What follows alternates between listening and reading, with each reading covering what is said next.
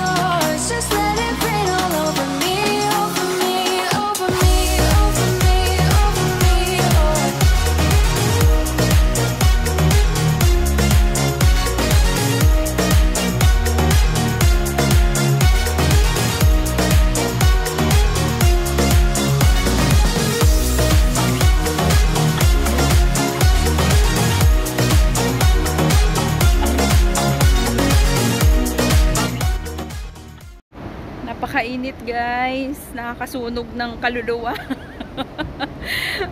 Pero sa ngalan ng lunch ng pagkain, andito na kami guys, bali dito kami sa labas.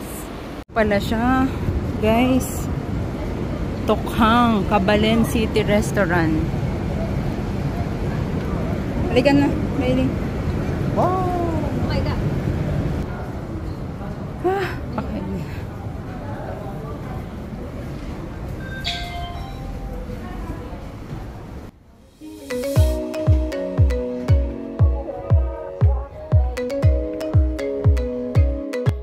So, we're here now in Cabalen guys. Tokhang. Ayan, isa rin to sa mga client namin.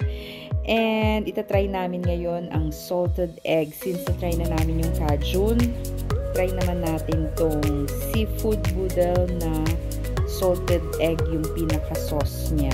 Ayan.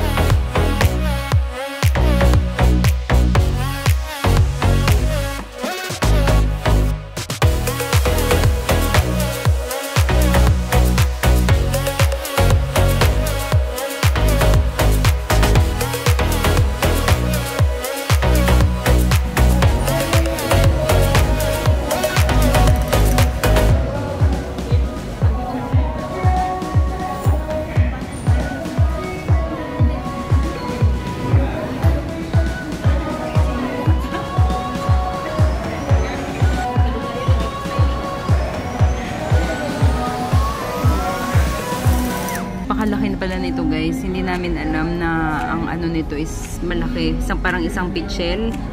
Pwede naman maghati na lang sana sa isang pitchel. So si kuya, hindi kami sinabihan. Ayan, so akin mojito, kay Laylin ang iced tea. Shout out kay Ruby. Kailan ka pupunta dito sa Dubai? So, isa pala to sa mga clients namin guys na may kontrata sa amin. So, kami ang nagme-maintain ng kanilang AC and kitchen hood cleaning. Ayan. Hindi ko alam. So, ayan. Sana bigyan kami ng discount. Joke lang. Waiting for the food. Waiting for the salted egg boodle. So, ayan na ang ating rice. Good for 2. Since dalawa lang naman kaming pumunta dito ngayon. Ayan. Pero kapag 3 or 4, meron din silang mga choices. And here is our seafood boodle with salted egg sauce. Ayan. Sarap. Kompleto siya guys. Ang pinagkaiba lang niya sa seafood cajun is yung sauce syempre. And meron siyang shrimp, may mussels, meron siyang crabs, corn, ayan. And yung yellow na yon na parang fishball na may laman na, hindi ko alam tawag dyan guys pero sa Chinese yata yun, yung mga ganun.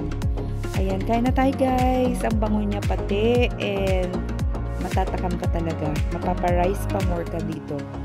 So, let's see it.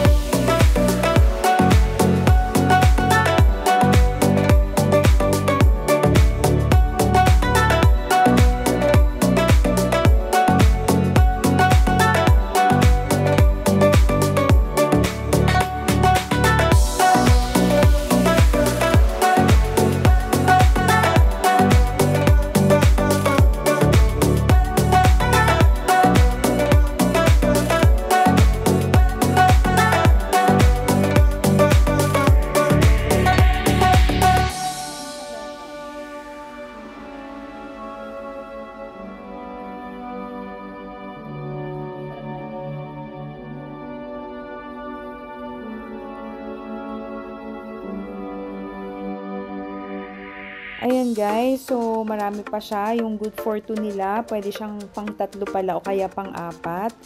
And buti na lang hindi nila na-serve yung isa pa na order namin, which is the baked mussel.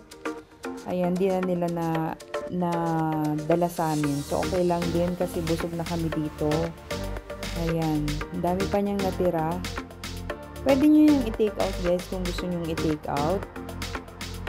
Ayan, masarap siya. But for me, since mahilig talaga ako ng sweet and spicy kahit sa chicken, mas gusto ko yung Cajun na sauce. Ayan. So, this is the after. Meron pang crabs. If you want still crabs and the rice is still here. And ayan siya, kitang-kita yung katas ng salted egg. So, yan ang ating Kabalen restaurant dine-in lunch here in Alrica guys, and I hope you can try to come and dine in here. Masarap ang kanilang salted egg. We didn't try the Cajun here. We tried Cajun seafood sa dalawang restaurant na napuntahan namin, which is the Paluto and Dampa. But so far, sauce wise, yung sauce ng Cajun, mas prefer ko yung sa Dampa.